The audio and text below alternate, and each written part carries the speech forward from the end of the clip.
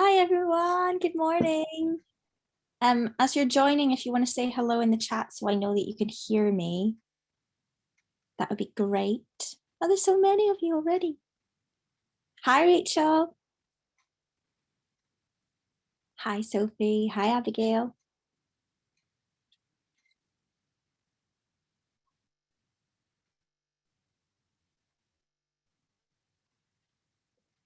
Oh, this is amazing.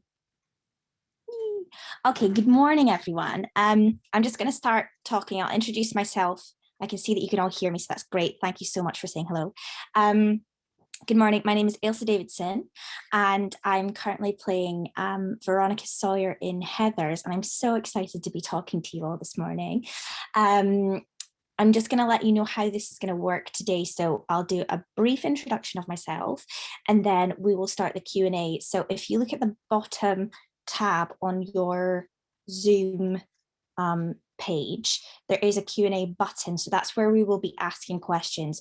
So instead of asking questions in the chat box here, we'll go into the Q&A box. I hope that makes sense. So yeah, I'm just going to do a brief introduction of myself first so that you all get to know me, and then we will start the Q&A. So yes, my name is Ailsa Davidson, and I'm currently playing Veronica Sawyer in Heathers the musical at the moment at the Other Palace. I am very excited to be talking to you guys today because I actually did BYMT back when it was called YMT many years ago. So I did it. I was just talking to Tatiana about it. I did YMT back in 2010 and 2011. So I know exactly how excited you guys are about the summer season coming up and how amazing these projects are to be involved in. And really for me, so I hope this is really exciting for you guys, but for me, one of the reasons why I actually went into this professionally is because of YMT and because of the people that I worked with and how they supported me. So I hope that gives you all hope and insight for the future, that if you want to pursue this as a career, this is one of the best things you can do because of the contacts that you get. So yes, after YMT, after I finished school, I went to train at GSA, so Guildford School of Acting, and I did musical theatre there for 3 years. I was on the BA course, and I graduated in 2012. No, I didn't. 2015. Whoops, 2015. And from then, I have been doing lots of little jobs and lots of in-between work. It has been a really long and hard slog for me. And then the pandemic hit, and I did one audition for Heathers and I got the job. And yeah, it has been amazing. So I kind of want to talk to you guys, like if you have questions about auditions or how to make it in musical theatre, I would love to talk to you guys about that, because I really am passionate about there being absolutely no one certain way to make it in the industry. So yes, that's a brief overview of me. If anyone wants to start any questions in the Q&A box, that would be amazing. Charlotte, how many auditions do you do a month when you're not performing in a show? Okay, so that is dependent. I'm just going to answer Charlotte's question first. So Charlotte's asked me how many auditions I do per month when I'm not in a show. Before the pandemic, I would have had probably about 2 a week, but that depends on what audition season it is. I had a technical difficulty, as always happens. Right, let's have a look. I'm so sorry about that. So I'd just answered a question about auditions before I ran away accidentally. Here we go, got some more coming in. Perfect. Okay, so Jemima has asked me a question about whether I have any freedom or input in blocking when I'm in a show, or is it set? So I'm going to answer that because that is very show specific. So back in 2017, I did the UK tour of Greece, and that was very much prescribed. So everything we did, we had to hit marks that had always been set. The show had been running the exact same way since the year I was born, actually, so 1993. And so it was very prescribed, and lots of shows run that way because they know it's like a system that works. So yeah, lots of shows work that way. Heather's is kind of different. There are specific things that need to happen. But in terms of character wise, there is a lot of freedom. And I think that's what's quite special about Heather's is no two Veronicas are the same, or Heather Chandler's are the same, or JD's are the same. It's really nice. They give the actors sort of freedom to explore the character, which is really nice. And it's not something that is all that common in the industry. So yeah, I hope that answers that question. Thank you so much for it, Jemima. Mars has asked, how do I deal with stress and how do you overcome possible mental blocks when working in a show such as Heather's? That is a great question. So this show for me, I carry a lot of it because I'm on stage the whole time, and it is a lot. The stress of the show is a lot, and yeah, mental blocks, doing the same thing over and over and over again is really, really difficult. And the best way that I deal with it is I make sure that during my daytimes I listen to myself and yeah, really listen to myself and listen to what I need. So if it's a day that I need to stay in bed, then I'll stay in bed and then I'll go to work in the evening. On my day off, I try to make sure that I do something. So Mondays are our day offs, and I like to, plan something. I like to go and see a friend, or, go and visit someone somewhere.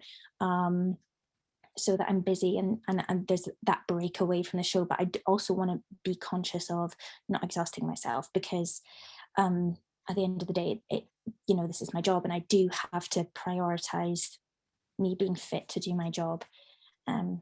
So stress wise, I would say that you just have to kind of listen to yourself and take it in your stride. Overwhelm and stress is like absolutely normal in this industry, and with a show like Heather's, because it's so full on, it's absolutely going to happen. But you're lucky when you're on a show, you've got people like your company manager you can go to talk to if you're ever feeling overwhelmed, and they can help you navigate that through. And we're very lucky, our cast and company are really, really tight knit, so there's always people that you can talk to help you through things. I hope that answers your question, Mars. Phoebe, how did you deal with rejection from call auditions? This is something that you just have to learn. It's the industry, unfortunately. 1 year, 2018 it was, I had 52 auditions and I didn't get any of them. And it was really, really difficult to deal with. And I don't think that there is a quick fix or like a recipe to coping with them at all. There are things that I do or listen to before auditions to get myself into a frame of mind, but I do try to think along the train of thought that there is never a reason that you don't get a job. There is only a reason that someone did. And so you try to separate yourself like from the personal level of rejection, because 9 times out of 10 it isn't actually something you did. It's just that someone else was more right for the job than you were. And it's brutal, but it's just something that it happens so often, the repetitiveness of rejection, you get used to, unfortunately, and that's how you deal with it. I hope that helps, and I love that question. Thank you. Sophia, was it hard to have to move from Scotland to England? In some ways, yeah. So I moved down when I was 19 to study, and at the time, I don't think it was. I was very, very excited to. And I think because with GSA, it's affiliated with the University of Surrey. So we had university halls that we're staying in. It was all very much, it felt taken care of. And it was like a nice stepping stone, I think, for my first year. Strangely enough, was so for the pandemic, well, last year, the year before, I had to move back home and live with my mum because I didn't have any work and I couldn't afford rent or anything like that. And it was actually harder leaving her this time to come back down. I think because it was a time, like it was the longest time I spent in Scotland in so long, and I loved it. But obviously I'm so glad that I'm back now. But yeah, in some ways it was, in some ways it wasn't. I think what's difficult is I adore Scotland so much, but for the specific line of work that I'm in, musical theatre specifically, the contacts down in London just are better. It's not, I'm not saying that that's the one way you can do it. Scotland is a fantastic place to train. There is fantastic work in Scotland. And if that's where you are and where you want to be based, is so much work to be had there. In terms of the musical theatre specific hub, being down in London was the place for me. So yeah, thank you so much for your question, Sophia.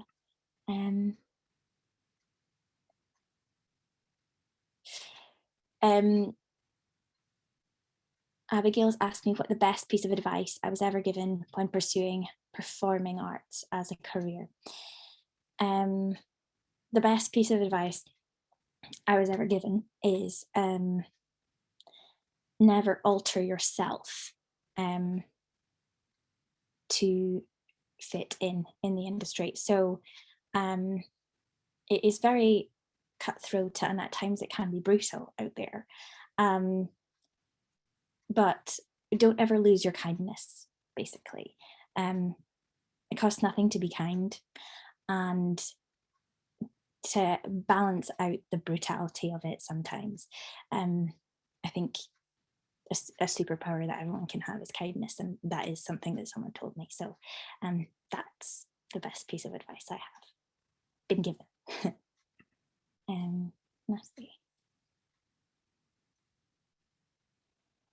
Natalie, is musical theatre as hard an industry as they say to get into? It's a difficult one because I think there's so many different ways of getting, I'm so sorry, that's my doorbell. There's so many different ways of getting into the industry that, again, it's hard. There's not like a specific template of doing it. Some people go to train, some people like yourselves, you might do BYMT for a few years and have enough contacts to be able to make a route into the industry without training beforehand. Some people study something else first. Some come to it later in life. I've got a friend who is 47 and she's starting out in the industry now. And so there's no specific recipe of doing it, but I think in every instance, yes, it is difficult. And it's something that you need to prepare yourself for, but it doesn't necessarily have to be scary. You just need to, I used to always say, like, you almost need to like put on a bit of an invisible suit of armor to protect yourself, because you never want to set yourself up for failure, but you want to protect yourself in a way that is useful to what you're about to go into. It's difficult, but it's also so rewarding at the same time. And if it's what you love, then in ways when it works out is worth it. Does that make sense? I hope that makes sense. Thank you so much for that question, Natalie.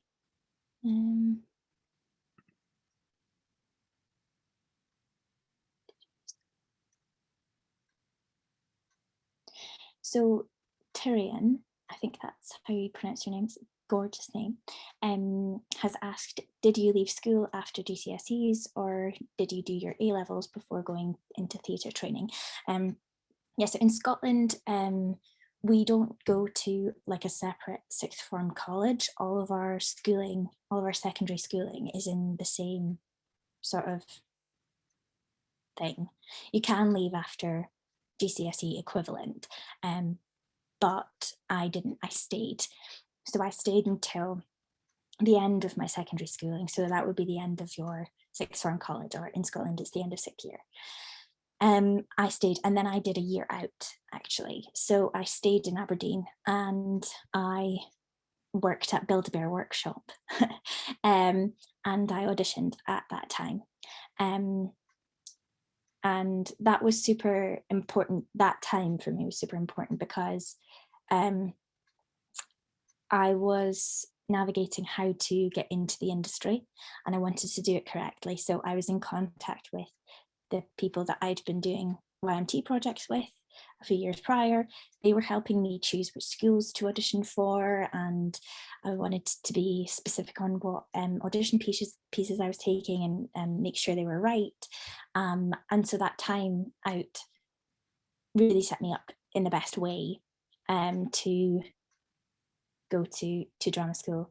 And yeah, so I would definitely advise taking your time. There is literally no rush for things like this. And also, if I think it's so important, not enough people talk about this. People talk about like having a fallback or like a B career, which I don't like. I don't like that concept, that narrative, because it makes you think like you have to make a choice between the two. What I think, and if I could talk to myself and go back, if there's anything else that you can do, first, do it. If you want to go traveling, or if you want to, study law or study English or something else, if you want to do that, the best time to do that is before, because once you're in the industry, you'll find that a lot of your time is no longer yours, because you have to always be available, because auditions will come up the second your plane lands on that holiday that you wanted to go on, or when you're at a wedding, and you have to make these awful decisions where you have to kind of prioritize the potential of work over these other things that you wanted to do. So if there's anything else that you want to do it first, and acting will always be there. I kind of went off on a tangent on that question, Tyrion, but I hope that answered your question. Oh, yay! I pronounced it right. Yay! Polly's asking what are my go-to vocal warm-ups. So I'm a big advocate for straw work and SOVT work. So I've got a vocal tube, which is fantastic. I got it on Amazon. You can find them on Amazon, and it's just this big plastic tube, and you put it into water, and I do all of my warm-ups. It doesn't really matter what it is, because our musical director does different ones every day, but I do a lot of it through the tube, because it really helps with like vocal fold closure, which I find really helpful immediately before the show, just to sort of know that everything's okay. I have like other smaller metal straws to help me with breath control and lung capacity, etc. But I think generally it's not so much about what specifically you do. I just think it's about consistency of what you do. And if you feel like whatever you're doing is working for your voice, make sure that you're consistent with it, because that's when you'll see the benefit. Obviously, because I'm in the show, I do vocal stuff every single day. But if I'm not in a show, I'd still be doing vocal maintenance around about 3 times a week, just to keep on top of that. So yeah, I don't think it's particularly what you do, it's your consistency with it. I hope that helps, Polly.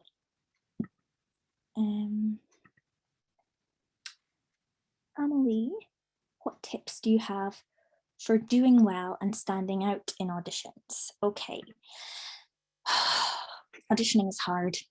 It's hard, and I definitely have not found the recipe for it yet. I think, again, it kind of goes back to what I was saying before. There's no like number one way to do it, and there's no like recipe for it.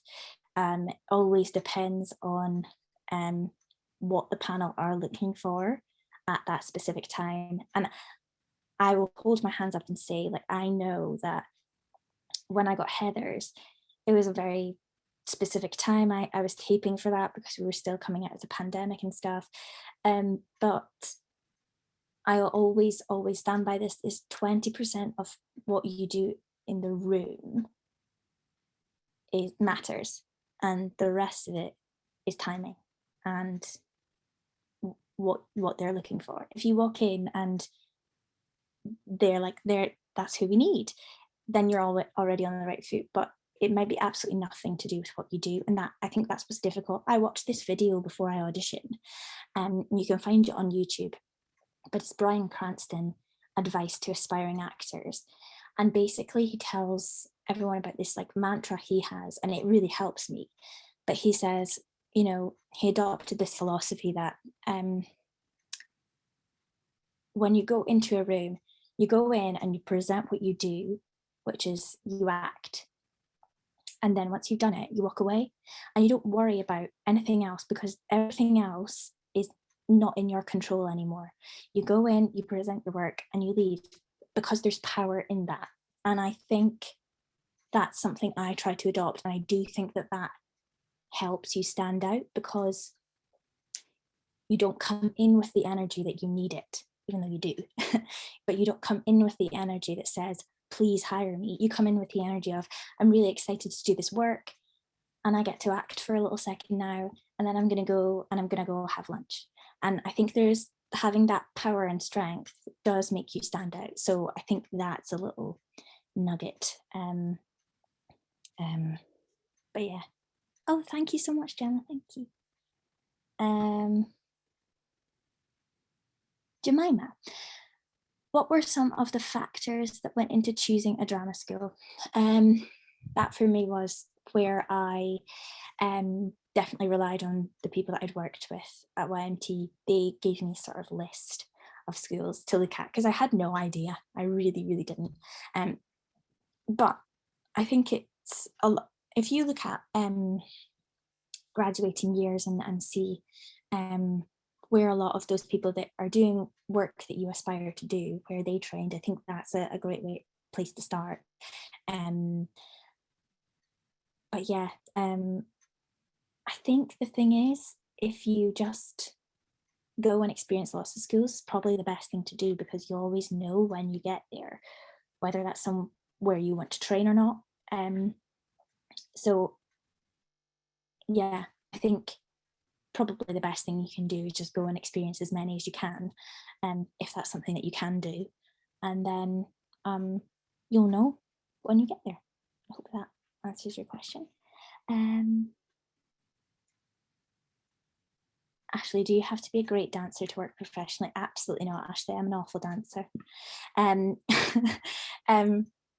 No, you don't. You do have to train in dance. If you want to work in musical theatre, you have to train in dance, and you have to be able to dance at some level.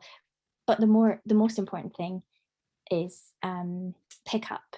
When you're in a dance audition, if you can pick it up, then they can see that you have the capacity to be worked on. And so if that's something that you're struggling with a thought of, think about it, like reframe it, rather than like, I have to be the best dancer. Reframe it in, I need to be able to translate a dance as quickly as possible into my body. It doesn't have to look perfect, but if I get the steps in there, then they can see that you have potential, which is the most important thing. So I hope that helps. Grace, I don't know if you've heard my answer about Scotland before, but Grace has asked me, she lives in Edinburgh, and she's asked if I think she has to move to London to make it. It depends on what work you do. There is absolutely amazing work in Scotland. I've worked in Scotland before. My agent's based in Scotland, and there is absolutely fantastic work in Scotland. So it depends what line of work you want to be in. If you want to work on the West End in London, then yes. But if you want to work at the Fringe, if you want to do work at Dundee Rep, if you want to do work at the Sits in Glasgow, if you want to work for National Theatre of Scotland, you don't have to be in London at all. Actually, it's more advantageous for you to be in Scotland.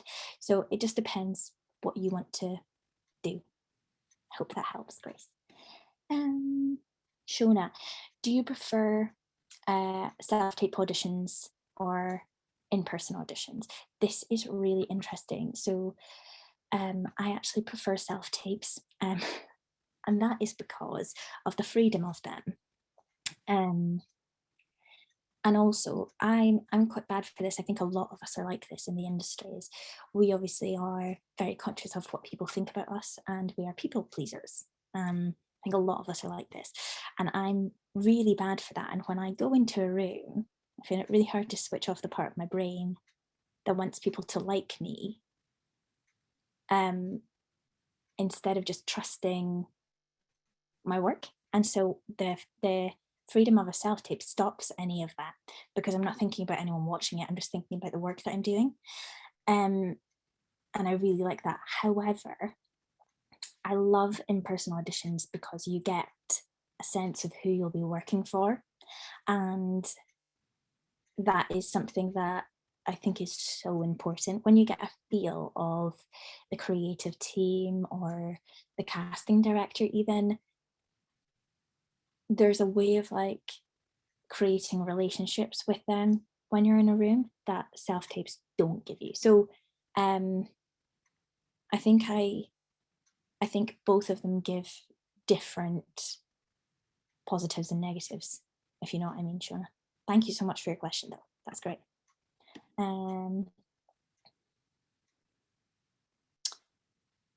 Ash has asked, how can I overcome the problem that I get typecast in shows a lot? That's really difficult because that's an industry problem rather than a you problem, really, Ash. And that's nothing that you're doing at all. And unfortunately, the type of industry that we're in, there are so many people that casting directors can rely on. Well, we had such and such last time. This person looks like them, or is the same height as them, or has the same hair color as them, or has the same voice type as them, so we'll go with them. That is very prevalent in the industry. And it's not something, basically, I don't think it's something that you need to worry yourself about. It may be something that just goes away as you get further into the industry.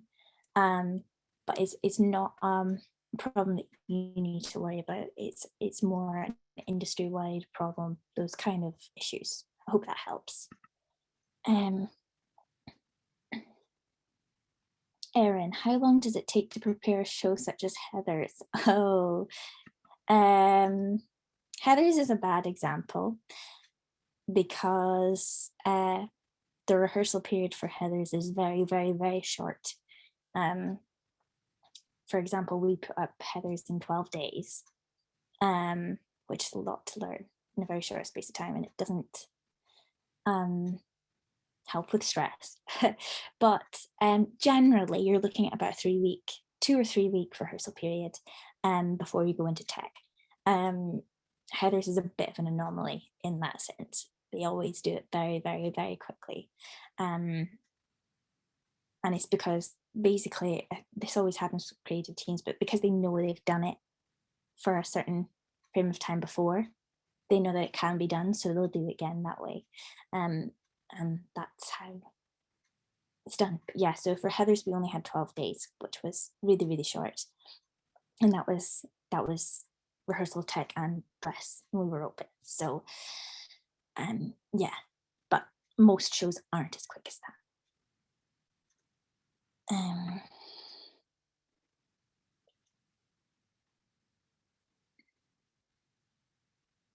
Rachel's asked me how I keep my voice healthy despite doing so many shows a week. So I do 8 shows a week, and that is, you know, what my voice has been trained to do. So at the baseline, I feel like I've got a good sort of solid ground to be starting off of.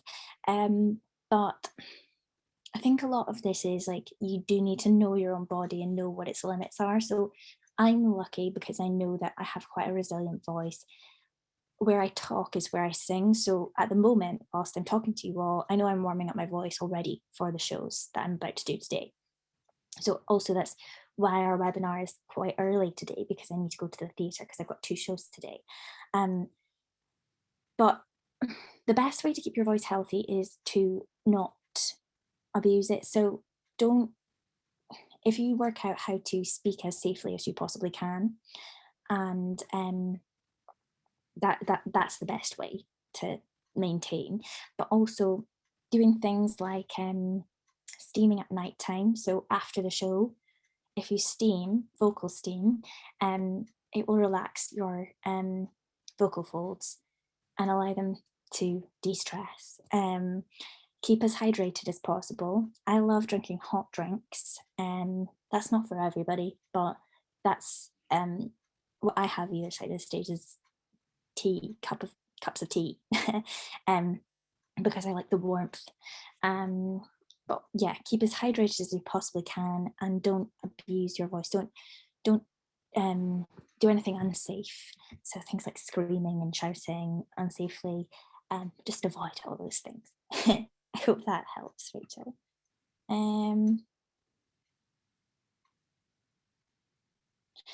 Eliza's asked a great question here. So are most people in musical theatre done a degree in it somewhere? Or do people come through acting and dance degrees? And how many people who do a degree in musical theatre end up being able to make a living out of it? I know so many people that have done musical theatre degrees, done straight acting degrees, not trained at all, and they've all got the exact same success.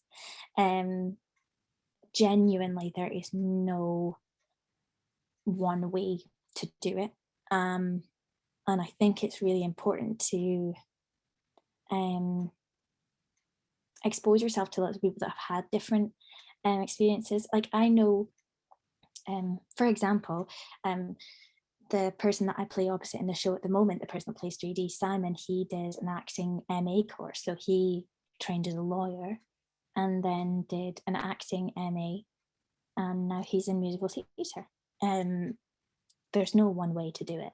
I did a musical theatre degree and I work in musical theatre, but I've done plays before. So yeah, and I know so many people that haven't trained and do it. So yeah, I hope that helps. I mean, there isn't any like steadfast information there, but I hope that helps to let you know there's no prescription in how to make it or make a living out of it. And I also think because the work that we do is so precarious, you can never rely on it being the sole source of income. I'm under no illusions that when I finish in Heathers, I'll have to do work that isn't acting work again. And that's something that I actually like the prospect of, because I feel like it makes me a better artist, and because I'm experiencing lots of different things when I'm not in acting work. Whereas when you're in acting work, you get to do your art and you get to live and feel all these feelings, and it's amazing. But you also get very stuck. And I think it's really good to be pushed out of your comfort zone as much as possible when you're an actor, because if you want to be a vessel for other stories, that's essentially what we are. We're like these vessels that tell stories, tell other people's stories. You need to experience as much of life as possible so that you can relate to those stories. And so, yeah, I hope that helps, Eliza.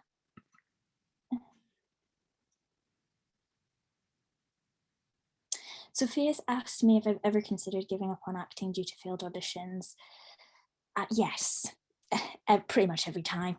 I think every actor does, and if they tell you that they don't, then they're lying. It's very hard that, and like I was saying before, I really do live by that mantra of there is never a reason that you don't get a job. There is only a reason that someone else does. But it is really hard to not take it personally a lot. And lots of, like, because of my age now, I'm 28 years old. So lots of my friends that I went to school with, they have careers and jobs, and they have ways to, move up in their career, and they have, bought houses, and they've got dogs, or, things like that. And that kind of stuff is harder to get when you're in this industry because of the precariousness of it all. And so, yeah, everyone has those thoughts. The reason I haven't is because there is nothing else that impacts me as much as doing this work. And so I feel this need to do it. But I would never ever put pressure on myself to say that I could never give it up, because if it affects my health too much, as in failed auditions are making me feel bad about myself, the majority of the time, then you have to sit down and reassess whether it's right for that time. And also, I know loads of people that have taken time out. So you don't necessarily have to give up altogether, but lots of people have taken some time out. They've just said to their agent, look, I need to take 5-6 months. I need to just go and do something else because this is not working right now. And it feels like we're just kind of like hitting into this wall all the time. We need to reassess and reevaluate for a little bit. And 9 times out of 10, people come back and are far more successful because, again, I'm going back to that, they've lived some of their life, they've experienced other things, and then they're going into rooms with less pressure on getting the job because they know that life is okay out with acting, if you know what I mean. Hope that helps.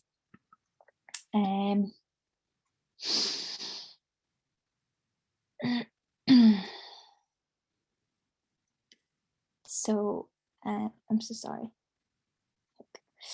Natalie's asked me, do I have an agent? Yes, I do have an agent, Natalie. Agents are wonderful people who look after everything. Yes, I do have an agent. My agent is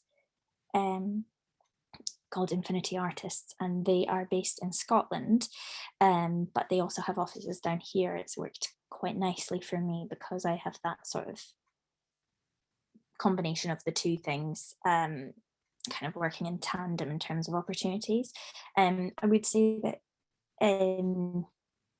whereas I've been saying, training isn't necessary and training in the right thing isn't necessary, I would say that I don't think I could be in this industry without an agent, because I wouldn't have the first clue about submitting myself, and it's so much harder.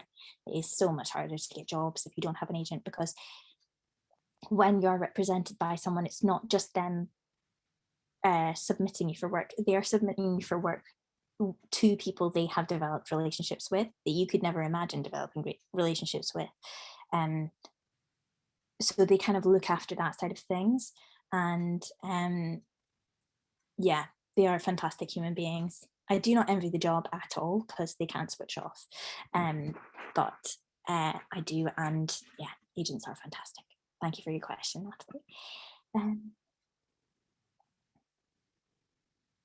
Oh, so Hannah says, do I have any tips for BYMT summer camp what's it like? It's her first time doing any musical theatre courses.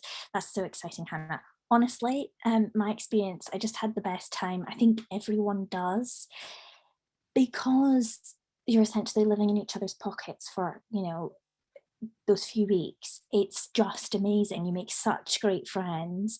And yeah, I just say throw yourself into it. It really is something so special, and it's so unique, and you're so lucky to be developing this new work with these industry professionals. Like I look back on it and I cannot believe like I got to do that when I was that age. It's an amazing experience. You're going to love it. I know you are. And I just hope you have the best time. Just throw yourself in. Don't hold yourself back. Don't be self-conscious. Just, I know it's easier said than done, but just know everyone else is in the same boat as you, and just try to have as much fun as you can, because honestly, it's the best. I really hope you have the best time, Hannah. Ahmed asked me, was a massive change of lifestyle and well-being during the pro shot filming? Yes. So for those of you that don't know, we've just filmed Heather's. So yeah, I'll answer that now for you. It was so we went back into rehearsals for 2 weeks. So that was a massive change as well, because we were altering. Well, first off, we had a new cast. So we had returning people from the tour, so people that I'd never worked with before, and we also had new people coming in. So we had to find like the new style of the show with everyone together, but then we also had to find this filming style of the show, because obviously for musicals, we are lucky in the Other Palace in that we don't need to play big because the house isn't big. So we already had that, but like when you're filming something, it does need to be smaller. It does need to be more contained, and it was great doing that. But it was also difficult because before we'd gone into rehearsals for that, I'd done something like 200 shows as Veronica already. So getting out of my rhythms and the way that I was instinctively doing things, because I'd done them so many times, was difficult. But it was amazing, and it was a nice little system reset. The change of lifestyle and well-being came in the week of filming. So we did 3 days of filming without any audience. And they were 12-hour days. They were really, really, really difficult. And for those of you that haven't seen the show, but the character that I play doesn't really leave the stage. So I was called for 12 hours, basically. And so that was difficult, but you're looked after very, very well in situations like that, because they know they're being asked a lot of you. So I was looked after incredibly well. And then we filmed the live shows after those 3 days, the day after. And then we went straight back into stage shows again, back to audiences and stuff. So yeah, I would say lifestyle and well-being did change, but it was a very short change. So I didn't have to alter too much. It was just more about conserving as much energy as I possibly could and staying as healthy as I could for those times. Thank you so much for your question.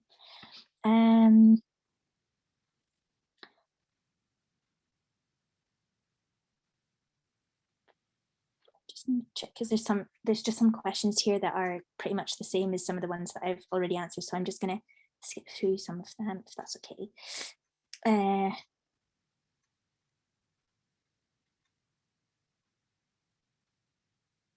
So Isla's asked, what age did you start doing shows, getting into the industry?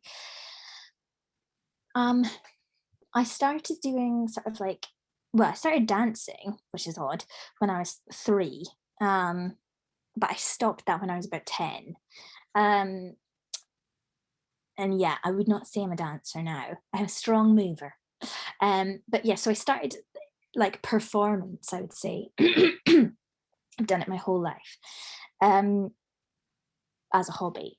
And then I did sort of amateur shows from about the age of 13. And then I did YMT, BYMT. And I think it was when I did YMT that I realized it was something I wanted to pursue as a career. So yeah, it was probably in my teens, Isla, that I realized I wanted to pursue it as a career. Ooh,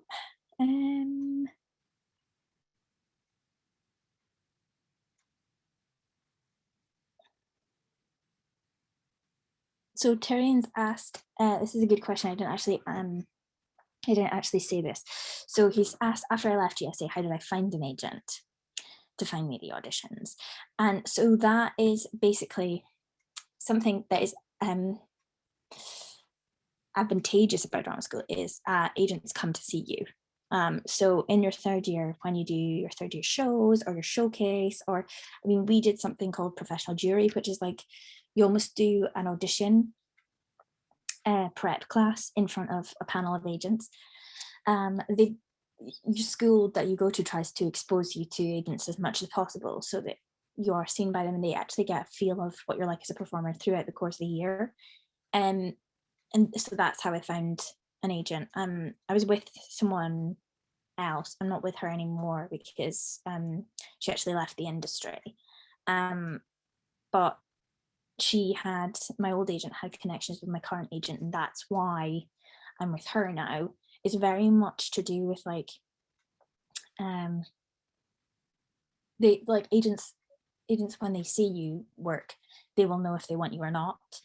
But if they haven't seen you, like my agent currently, she hadn't seen my work because it was in the middle of the pandemic and I couldn't invite her to anything.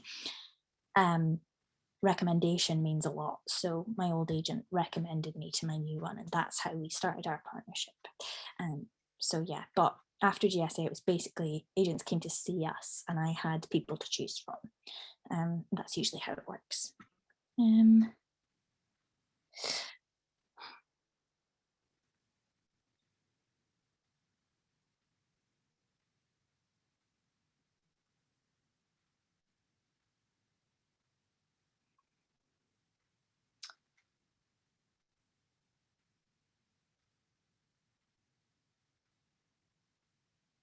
Oh, thank you, Corvin.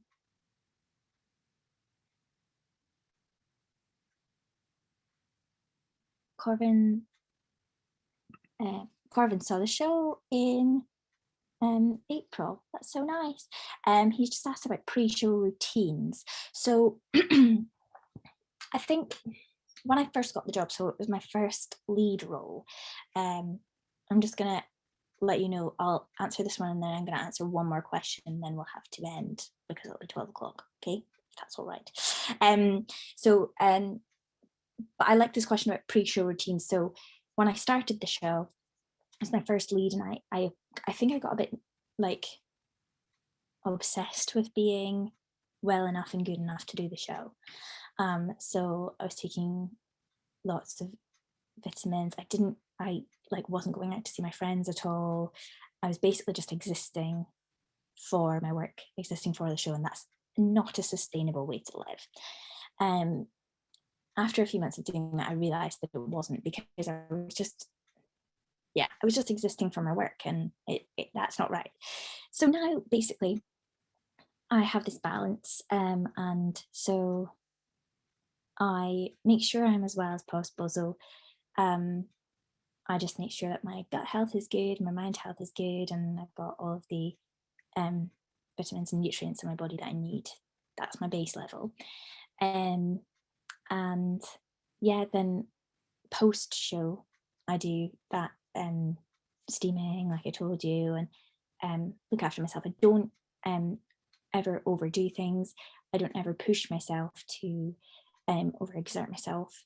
And so in terms of routines, my routine is literally listening to my body and kind of navigating what it needs. But I think it's a really good lesson that I learned at the start, where I was really just existing for my job, and I don't think that's a healthy way to live. So I hope that, yeah, I hope that helps. And also you live near Aberdeen, so I love that. Thank you, Corbin.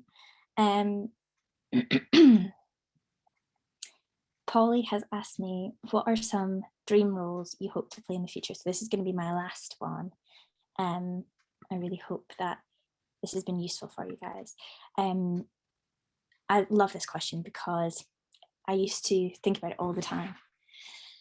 And, you know, especially after the year where, you know, I did 50 odd auditions and didn't get a job, I realized that it's lovely to have aspirations and dream roles, but sometimes they are limiting, those kind of aspirations, because they're so specific. So say that one day I wanted to play alphabet, say that that was a dream role for me. If I never got that, there would be part of me that would feel like I failed. And I don't like that, because I've done really well. And even if if I never book another job again, I'll be pursuing it. And that's something to celebrate. But instead of having dream roles, now I have like dream things I want to achieve within my career, which I think are more achievable and more realistic to have. I don't think this is like the set way that everyone should do it. I just think in my head, it's a more manageable way of thinking. So for me, instead of a dream role, I'd love to originate a role. I'd love to be on a cast recording. I'd love to work in Scotland again. I'd love to work in America. I'd love to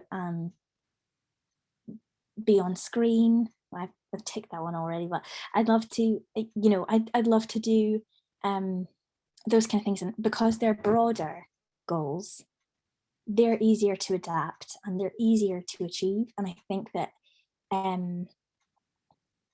that is, yeah, I hope that's something that is helpful, maybe a helpful thought process or mentality for you guys to take away with you as well, because it's amazing to have dreams, but don't limit your dreams by making them specific, because they are so